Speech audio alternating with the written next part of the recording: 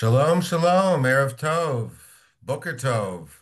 Good afternoon and everything in between. Welcome to another webinar in our series of live presentations, sometimes from the field, sometimes from our homes in the evening on Sunday evening in Israel. I'm Jay Shofet with the Society for the Protection of Nature in Israel. With me tonight is none other than Amir Balaban. Amir is a senior ecologist and a man of many hats in the Chevra Laganat Teva and in the Chevra Israelit. I'll introduce him more uh, professionally in a moment. And meanwhile, just want to say hi to everybody. Thank you for being here. 50 people already. Please let us know where you're from. We always like to hear, and I think Modi'in is the first one up. So thank you, Helen. And please let us know where you're from. We appreciate your support, your engagement. Um, Sometimes we even come to the States and see you.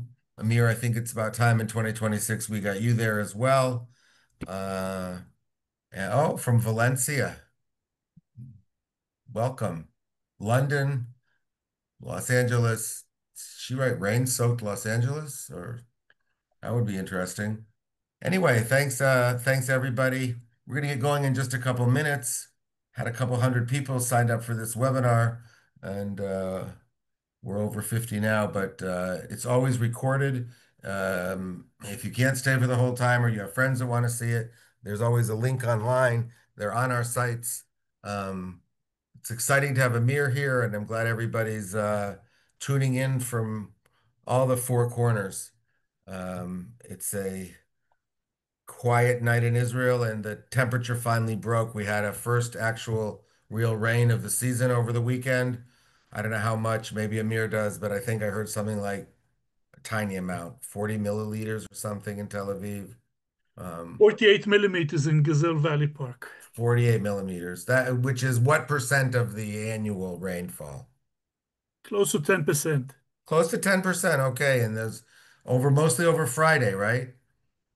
A little bit on Saturday. Saturday, Friday and Saturday. Cool.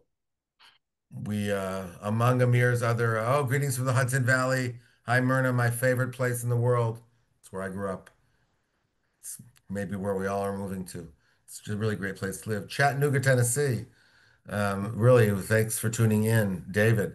Um, I believe David Aborn, Shimri. hey. Hmm? So we'll be getting going in just a second.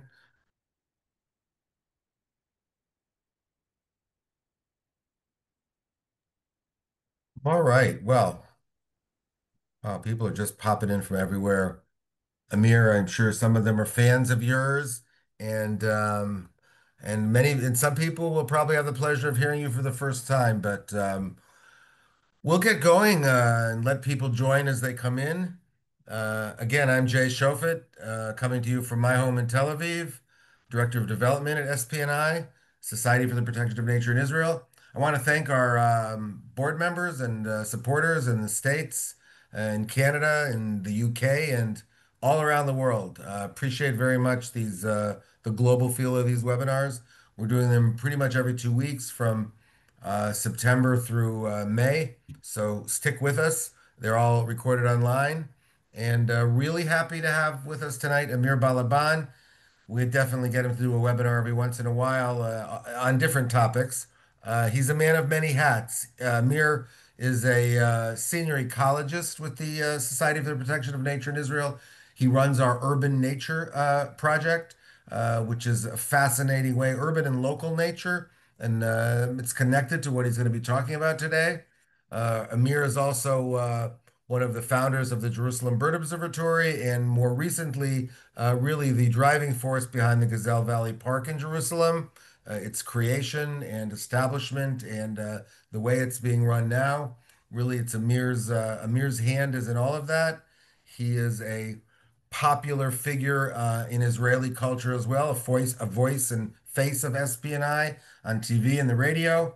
Uh, and in the last 2 years, Amir has been working both, I believe, in his during his Army Reserve duty and with his professional hat, as an environmental planner, working with the communities, particularly the kibbutzim of the Gaza envelope, the area right around the Gaza Strip, the kibbutzim that were most damaged um, by the war, not just by the events of October 7th, but by the whole area, by the troop movements and the presence of tens of thousands or hundreds of thousands of reserve soldiers moving around in heavy equipment and tanks and the waste and human waste and everything that gets left behind there.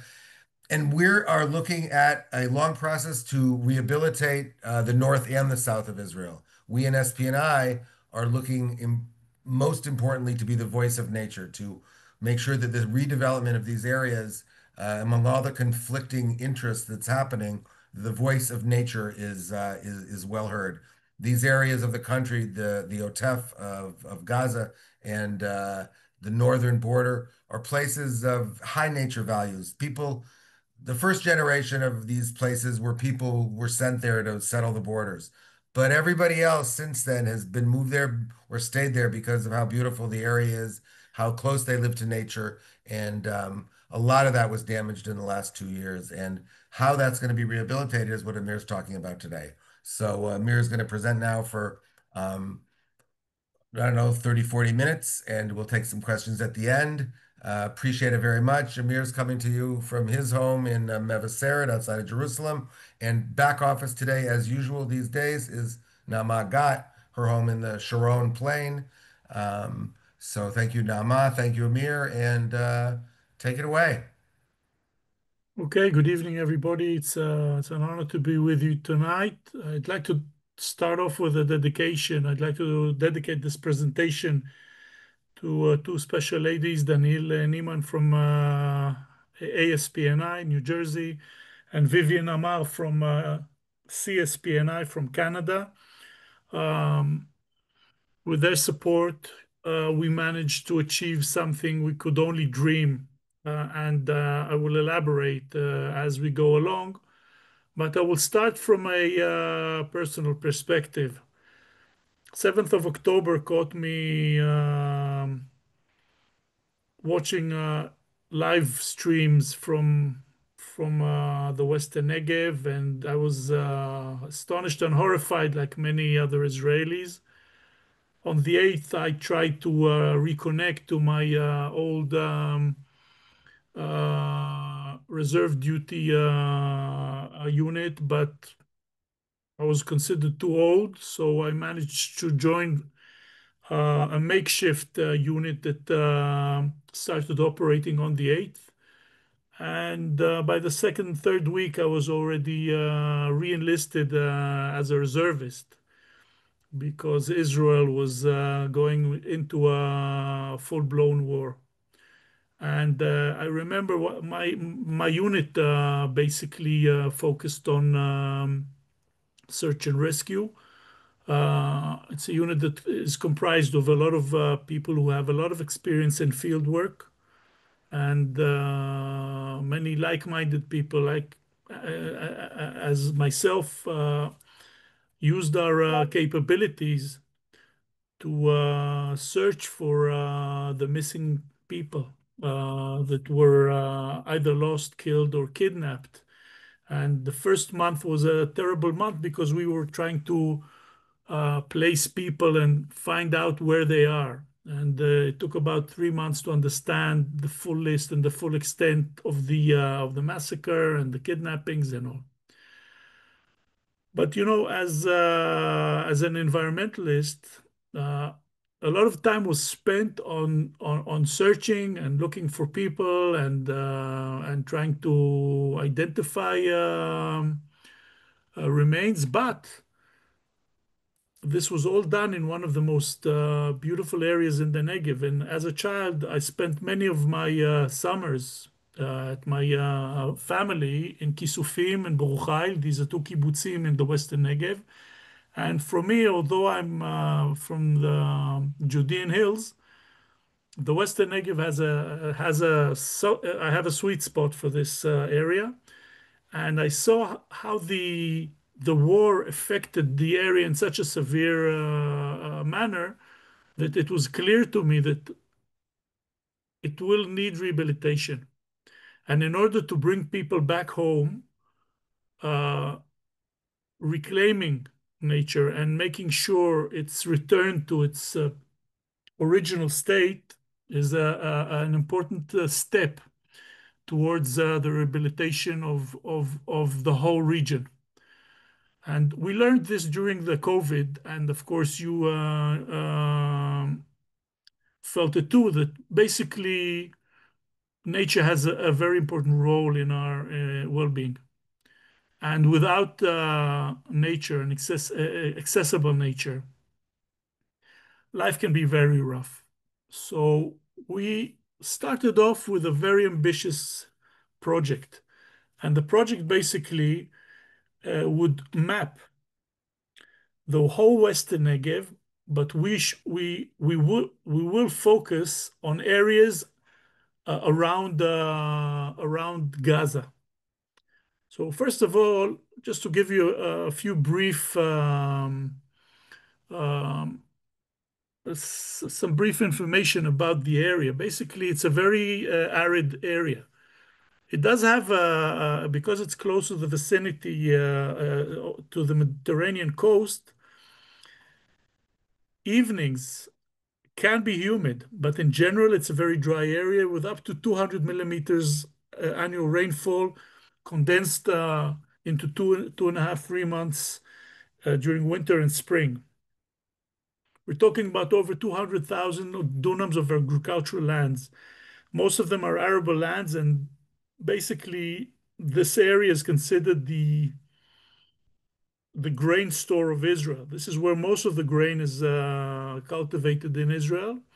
But it's also a very, vast open area with a lot of nature reserves, national parks. We have some wetlands and planted forests, and of course the settlements that are in the DNA of the state of Israel. The Kibbutzim that were established during 1948 basically created the border, the southern border of Israel. And here you can see some of the landscapes that we documented during this project. Now, it was very clear to us that we will have to focus on the area that was mostly affected by the 7th of October. So basically, we understood that the government is going to focus on an area that envelopes Gaza, and this is called the Tkuma area. It's a 7 kilometer strip around Gaza with about 270,000 inhabitants, 60 settlements, and one town. Now, socioeconomic rank is 4.5, which is not very high. That means a lot of investments has to be invested in this area.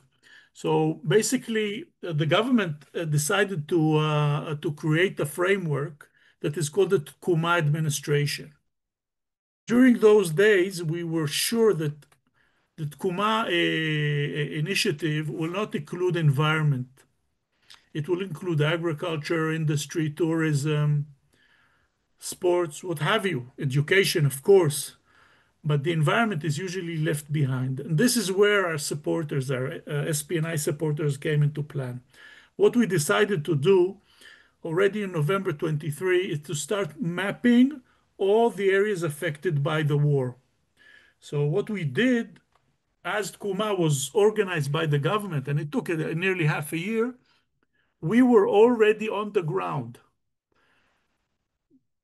And we had our team surveying all the areas that were damaged by the war. This was done as the area was still in a war zone because it took time for the army to go into Gaza. So basically, we used some of our staff that did the reserve duty to map and identify all the areas that were affected.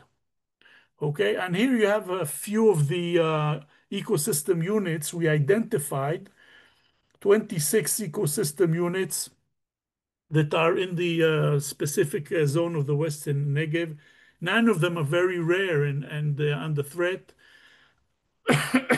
We have a few very unique endangered species like the gazelle, the Israeli mountain gazelle, sand grouse, and more. And we'll elaborate about this a bit more. Now, it's very important to understand that the survey we the first survey we created was basically mapping those habitats. Now, um, to those who haven't been to the Western Negev, most of the habitats are less. Less is a very fine soil that's been accumulated as dust drifting by storms from the Sahara and the desert, sinking into a very shallow sea, creating this very flat surfaced landscape. We also have Kukar closer to the sea in the northern part of the Tkuma area. This is carbonated cement quartz sandstone. It's a very young stone that was created in the Mediterranean Sea about 40, 50,000 years ago. And on it, we have an array of coastal sand dunes. And basically, these are the three main habitats we have with the specific plant communities and, of course, biodiversity, flora and fauna. So here you see the survey we created, and the different colors mark the different habitats. And just to understand, on the left we have Gaza here, and this is the Western Negev from Zikim down to Cholit. And we have a few wetlands, three stream systems. There's a mistake here. It's not rivers. We don't have many rivers in Israel. These are stream beds. One has water all year round. The other are annual flooded streams. And this is the landscape. To many of the North Americans on this forum, it looks like very, barren land, and but it's very similar to the steppes of the United States and the savannas of Africa. And basically, the flowers are annual, and only 4 months a year we have these beautiful green pastures and flowering flower beds. Most of the year, it's like this central picture, very, very dry and sometimes harsh habitat. Now, the biodiversity is fantastic because the area has little rainfall. A lot of the plants are adapted to this semi-desert habitat. A lot of geophytes, a lot of bulbs that collect water during winter time, like this beautiful iris that you see here on the right.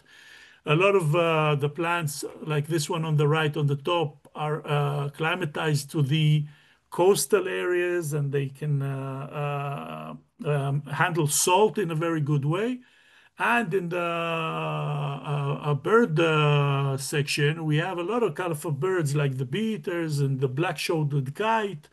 And by the wetlands, we have the kingfishers. And down here, you see the plain tiger, which is a beautiful migratory butterfly that is very common during spring and fall in the Western Negev. So let's get back to the war and see how much the area was affected by the preparations and by the war itself. And first of all, for nearly 2.5 months, the whole Western Negev was an area where the Israeli army prepared for the war. This means a lot of land was claimed by the army and used as a preparation area. So you can imagine the fuels and the hazardous chemicals, a lot of fire, a lot of contamination of marine areas in the northern area, a lot of activity of heavy military vehicles. And the fact that it's not a quiet agricultural area and becomes a light and noise polluted area. A lot of the drainage problems were enhanced by the activity of heavy equipment and so on, fences, rubbish, and a lot of the areas were used as basically areas where a lot of ammunition was fired into Gaza. So all these things created a situation where for nearly 2 years, the area shifted from a quiet farmland and nature-based area into a war zone. So our job basically was to map all the damages you could identify during the first year. You can see examples of garbage and activity of heavy equipment, feral dogs that just became a huge problem for wildlife in the Western Negev. Once the border with Gaza was open, thousands of dogs, feral dogs, came into the Western Negev, and you can imagine the effect on gazelles and hares and small mammals. And of course, the activity of the army created a lot of surplus food for these feral dogs.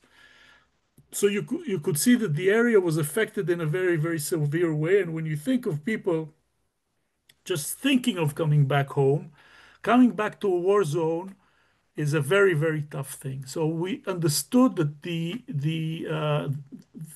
one of the important stages of the recovery of the Western Negev is bringing back nature, and not only that, connecting it to the communities.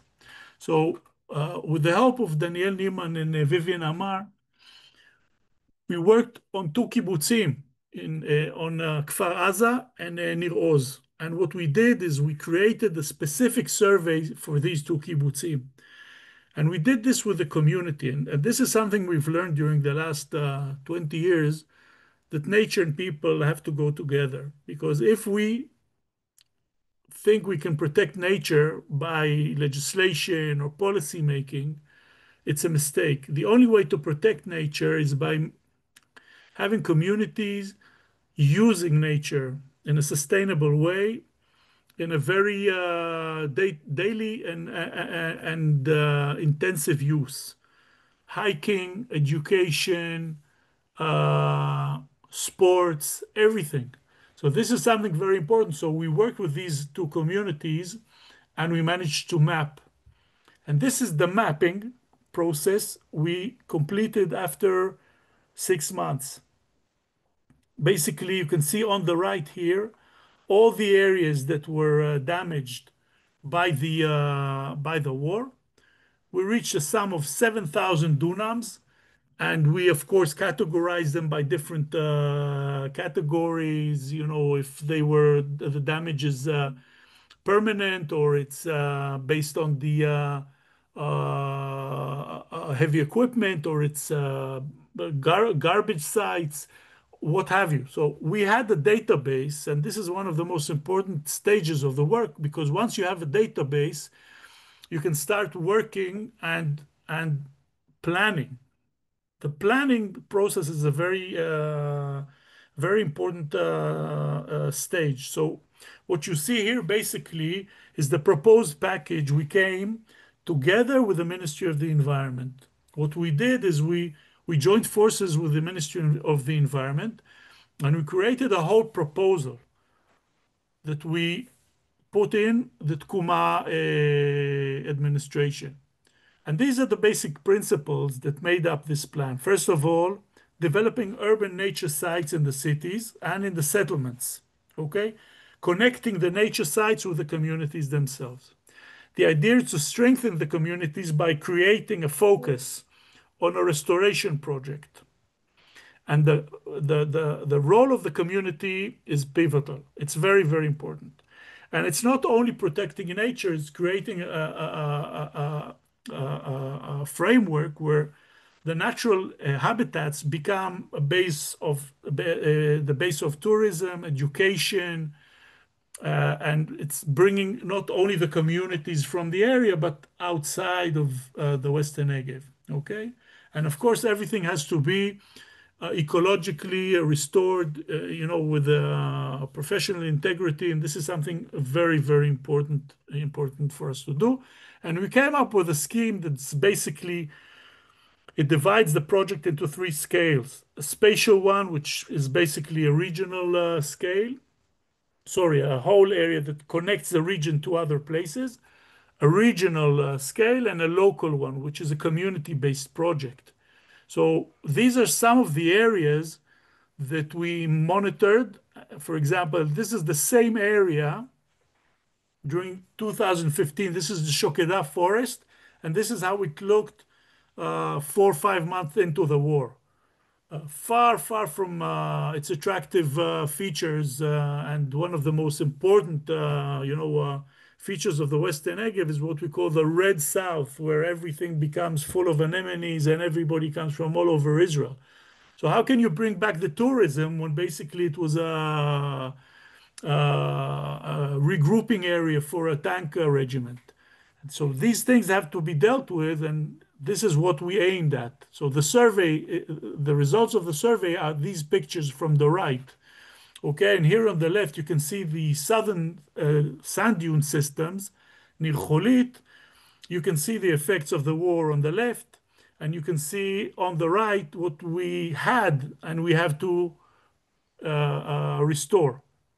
So basically, one of the spatial projects that we've come up with is a sort of a national Western Negev trail that connects all the settlements around the Tkuma on a footpath that passes through all the nature reserves and all the areas that we are trying to conserve. So this is a spatial project that was accepted by Tkuma and also the different regional governments that manage this area. Okay, so these are more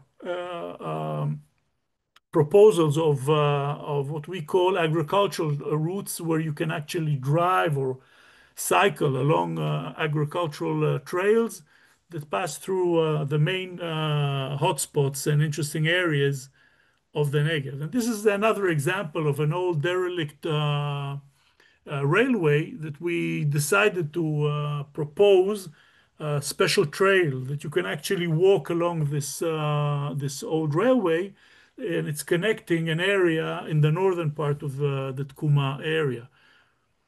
And this is the Kfar project, where we identified a set of Kurkar mounds and hills that connect the kibbutz and Nachal Bet Hanun, and conserving this area, this patch of wildflowers on the Kurkar as a part of the reconstruction and the reconstruction of the areas that were affected by the war in Kfar Aza itself.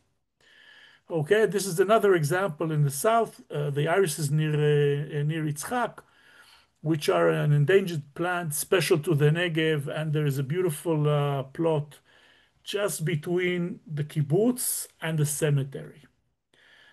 So together with the community, we identified this area as an area of importance ecologically, but also from the heritage point of view. So the connection to the commemoration of the fallen of Nir Yitzchak and this plot becomes a natural process. So this is done only if you can work with the community. And the community basically directs us to what is important for them. And this is where we get this, the advantages of working with the community, identifying the things that are important for them, but also viable ecologically. This is another interesting project. The only town in the Tkuma area is Sderot. It's very famous because it was targeted for many, many years from Gaza, and during the war it was hit quite hard. And you can see all these little green leaves are community urban wildlife sites we identified with the municipality and the community of Sderot. And basically, this was the basis for creating a proposal for Tkuma, and you'll soon see the result. So here you see some of the pictures from the survey of Sderot. And you can see that the stream beds and the areas, some of them are pretty neglected. Some of them are very unique. You can see the one on the bottom here.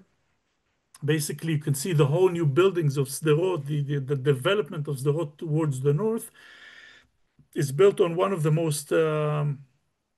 uh, one of the best areas of Kurkar Hills in that region, and we were very, very interested to get a project going in this area, and you'll soon see why.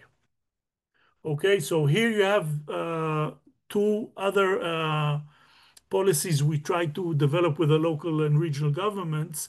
This is the Kibbutzim, the area of Be'eri, Re'im, Kisufim, down to Nir Oz on the right, and on the left, these are moshavim, which is a different way of agricultural communities, a different way of life.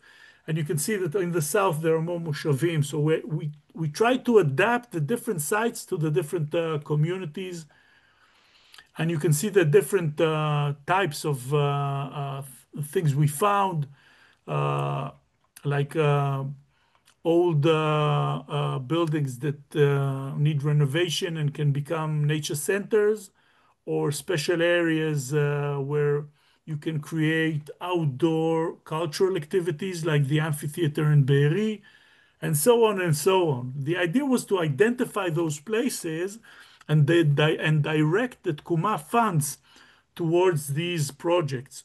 Of course, working with the communities. So the idea was to identify the themes, the different themes, educational centers, horticultural centers, and nurseries that can help us rehabilitate the botanical aspects of the sites.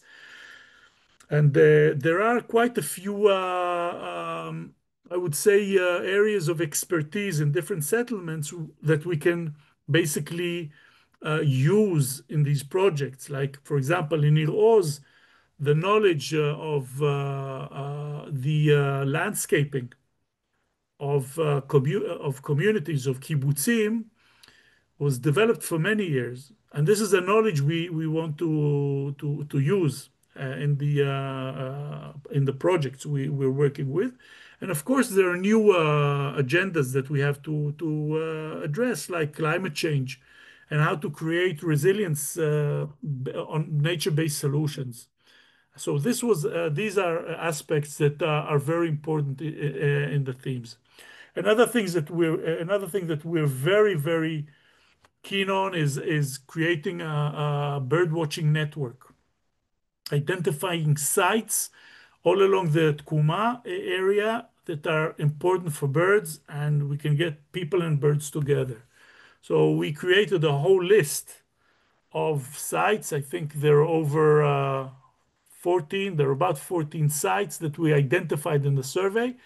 Some of them are very close to the communities themselves. It could be an old sewage plant operation that we can renovate or change in such a way that it's not only recycling of sewage water, but it's also a birding site and a community and a nature center. That's the concept of bringing a lot of subjects together and not only directing one thematic subject to a site. So here you can see some of the photographs of birds from the survey. On the right, you have a common kestrel, black kites. Most of the East European population of black kites overwinter in the Western Negev.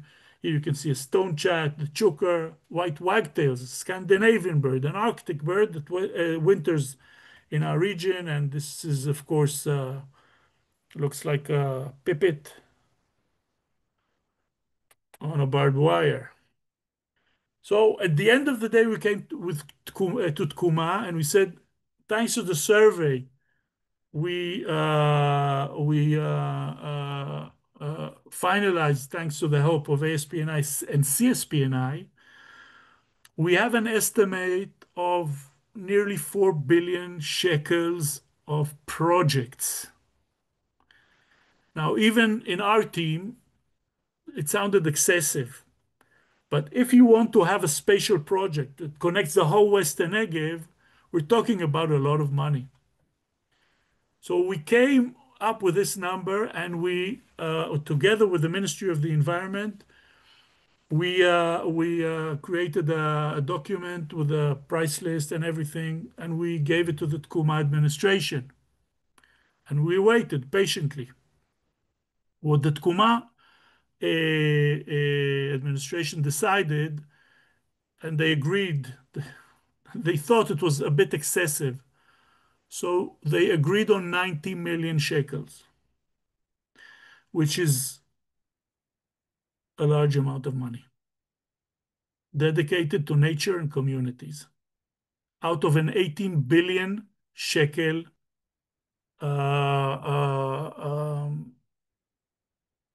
fund. So when we got the news, we were very, very, very happy. We did not imagine that we would reach this sum of money. And this is basically the fruit of this process. What you see here is the Tzlicha reservoir that we identified in the survey in the Chof Ashkelon area of Tkuma.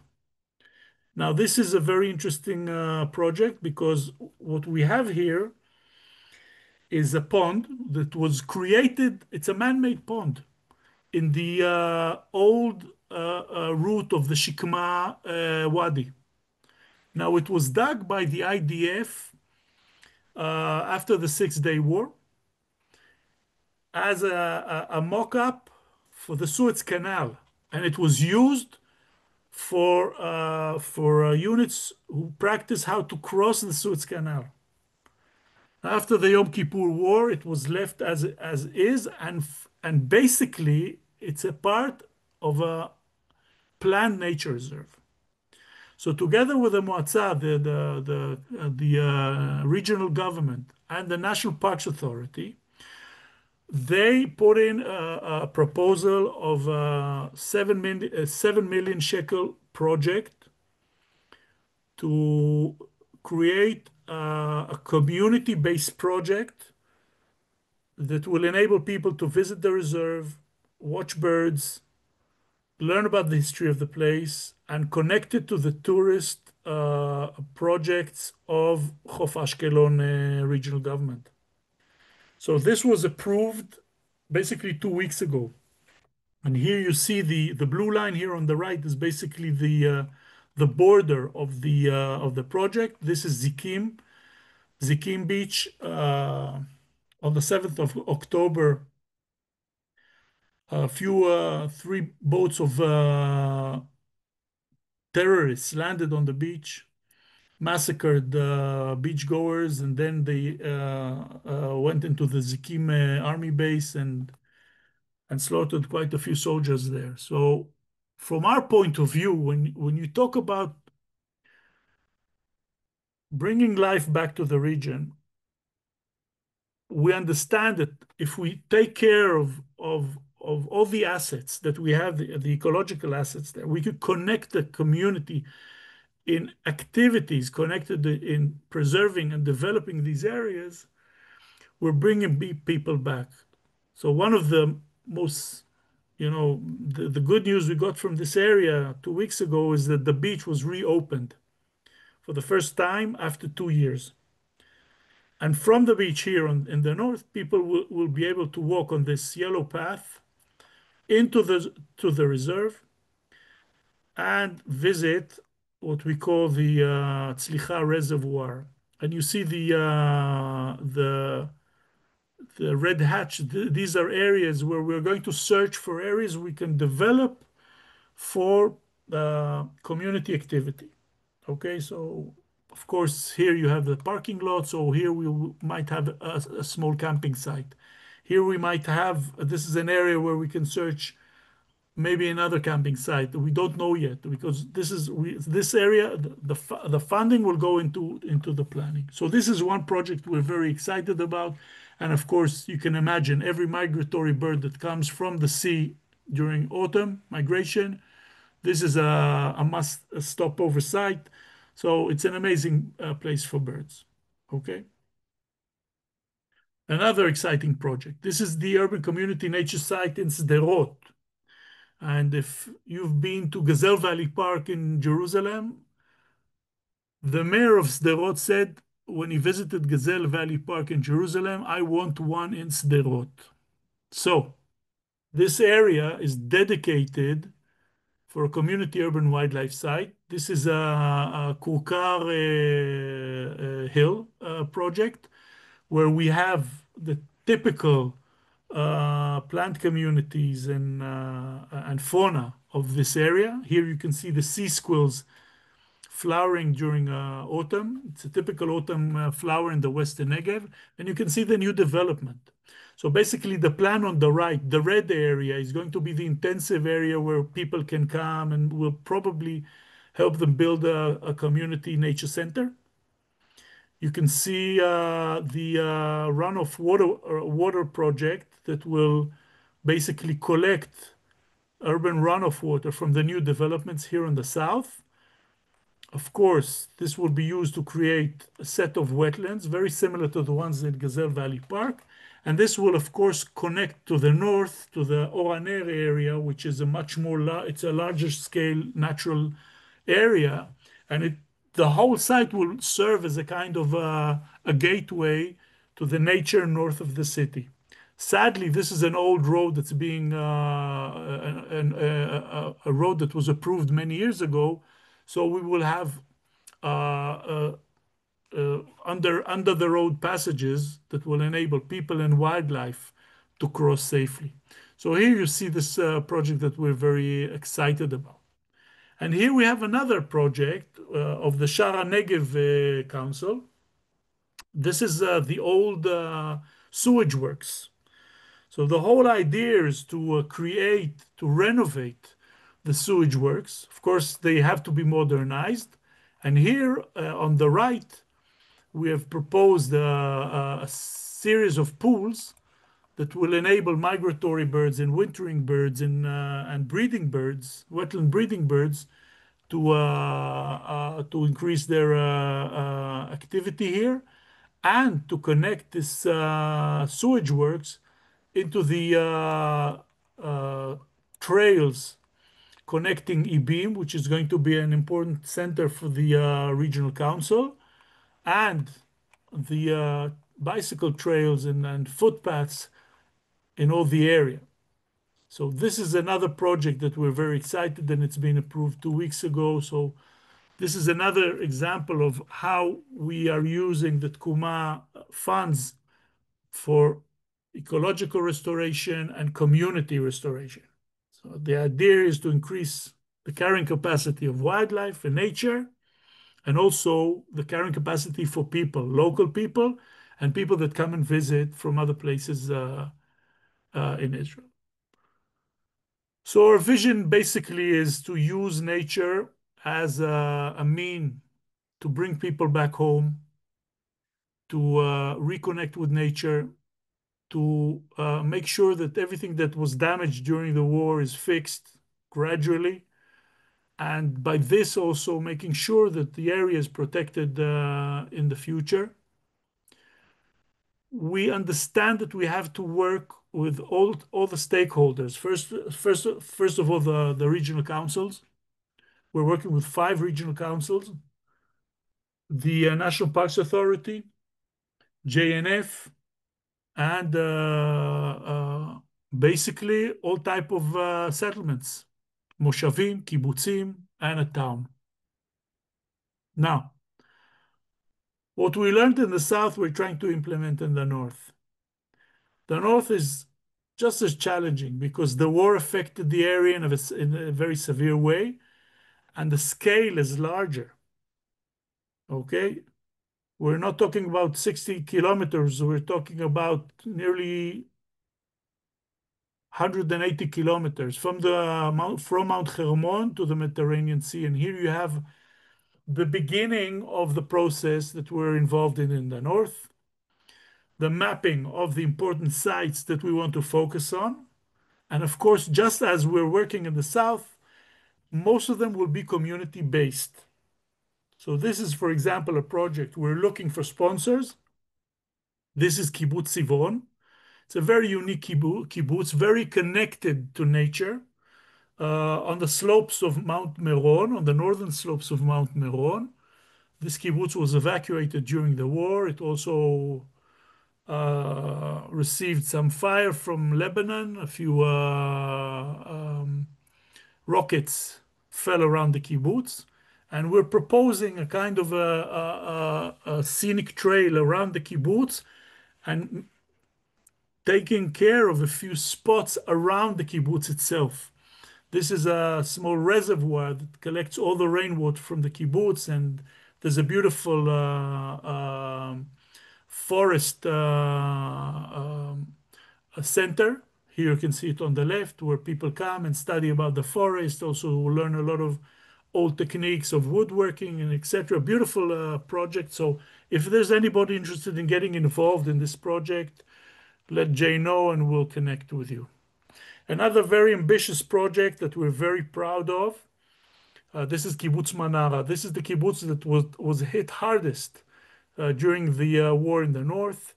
A lot of the kibbutz has to be renovated, and we identified that they have a beautiful wadi on the eastern part, overlooking Mount Hermon. This is it down here on the left, where we identified a lot of features that are very, very unique, like very old oak trees with beautiful vines. We also found a few bunkers, and we're planning a bat projects in these bunkers, and of course a bird trail and connecting the community and the tourist trade to this beautiful gorge, valley, wadi, what have you. Here on the right, beautiful on this side of the kibbutz. So we're very excited towards these projects. We've allocated for this project close to 2.3 million shekels, and we're aiming to 5 million. We'd like to reach 5 million shekels for this project. And in the next few weeks, we're going to start the planning process. So we have the money for the planning process, but we will need to raise more for the execution, for the bat caves, for the bird hides, etc. Things that we would like to invest in, make sure that the people can enjoy the site just as much as the wildlife. So basically, this is a short summary of what we've been doing in the South. We focused on the South in this presentation, but we're also focusing on the North. We will have a lot of work coming up in the North. And if you have any questions, you're most welcome to ask. Wow, Amir, thank you so much. This was very, very eye-opening. I am, I personally, and I've been hearing about this from the beginning, but never have I kind of seen it all put together like this. The scope and the vision and the professionalism make me very proud, and especially I want everybody to know that this incredible work is really, we're the only ones doing it. I mean, we have partners, but we're leading it. And, Amir mentioned briefly that the government plan is to deal with the education system and the health system and the physical rehabilitation of the homes and the infrastructure and the factories and a million and one economic and social interests that don't necessarily take the environment into account. So, the fact that this work is being done so well and advanced with such professionalism in the South where things got moving quicker and in the North where things aren't moving as fast. Um, all of that is just so important to the national scope of biodiversity and habitat protection that that is our prime directive. So amazing. Thank you very much. There aren't that many questions at the moment. I think that's because you really covered everything. I see there's a couple more. First one was about feral dogs. I have to say, I heard a lot about that in the first few months after the war and I haven't heard a lot about it lately. What happened with those feral dogs? Feral dogs have been dealt with in a few ways. In nature reserves, they can be culled. So from the legislation point of view, they can be culled. But because it was a war zone, wardens could not use firearms. So it wasn't dealt with properly. So Well, to this day, when I go south to film wildlife, or I don't know if you've seen, you're welcome to search the web, the YouTube, search for the six-legged gazelle, right? A six-legged gazelle. You'll see a lot of videos I made on a very unique mountain gazelle that was born with six legs. It's a true story. I'm not pulling your leg. you're pulling two of them. But let's just be clear. No, Two of I'm those, saying each two, time I went down to film gazelles in the south. Dogs were everywhere, and some of wow. them are documented. So it is a big problem, and I hope they will be dealt with. The way to deal with it is a very tragic way. You have to call them. There's no other way you can deal with them because they're wild and you can't adopt them. So it's a gradual process and it will be done. Okay, thank you. Here's a really good question, Amir, which when I go to the States, I get asked about in various ways about the massive destruction in Gaza and the rebuild that's going to happen there. How will that affect, how does it affect our environment now? Is it in the aquifers? How is it going to affect it? And here's my addendum to that question. The staging area for the rebuilding of Gaza is probably going to be in the same areas we're rehabilitating? How are we going to keep out all of the massive? Is it all going to come from the sea, the aid, the heavy equipment? Well, how's that going to work? Well, I'll start off with the challenges. SPNI is challenged enough by the renovation, the rehabilitation of the Western Negev. Lavdil. That's already a very big deal. The reconstruction of Gaza is a whole different story. Most of it's out of our hands. I have a dream to do the first urban nature survey in Gaza City, but we're dreamers. I No, don't no, think. Amir, shout out to the Goldberg brothers because they had the idea of a cross-border nature reserve along the Gaza-Israeli border. They had that about October 8th. So there's a lot of thinking, no, but not about the reconstruction of Gaza, about how the reconstruction of Gaza will affect Israel. First of all, the whole war affected the southern part of Israel in a very severe way.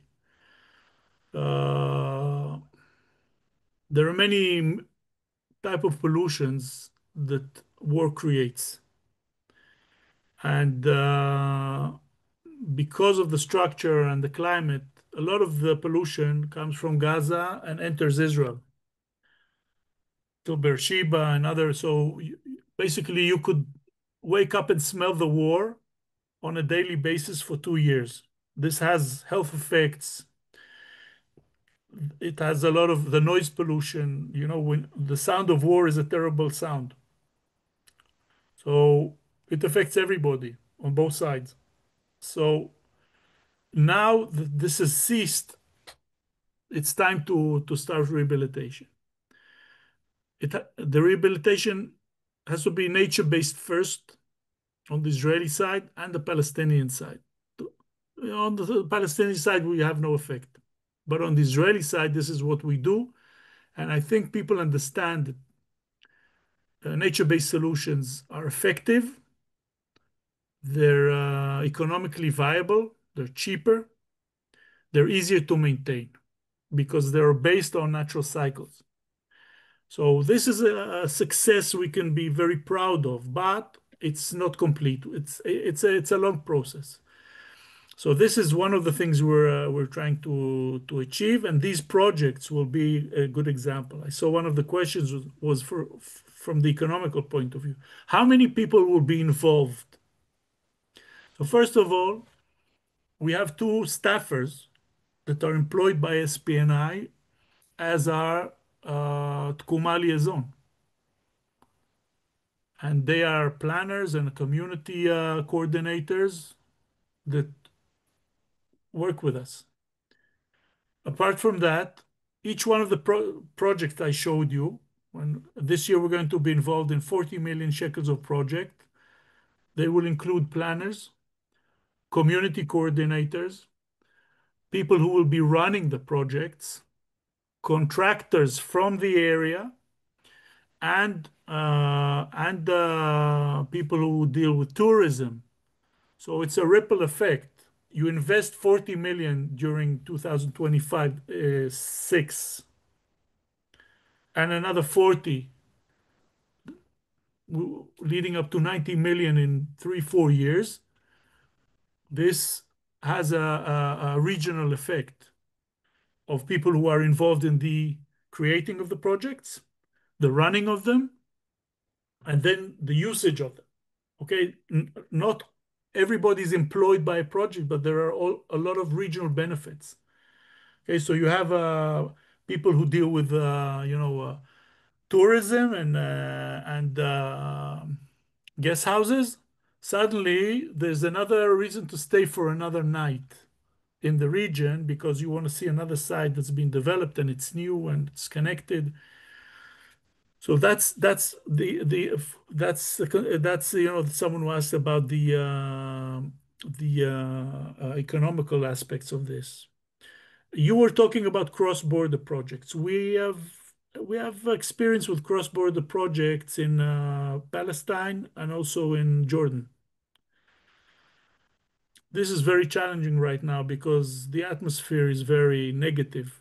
But as an NGO and an NGO that understands that nature has no borders, it's something that was invented by SPNI. I think Yossi Leshem even invented this beautiful proverb. We can, we have, and I hope we will.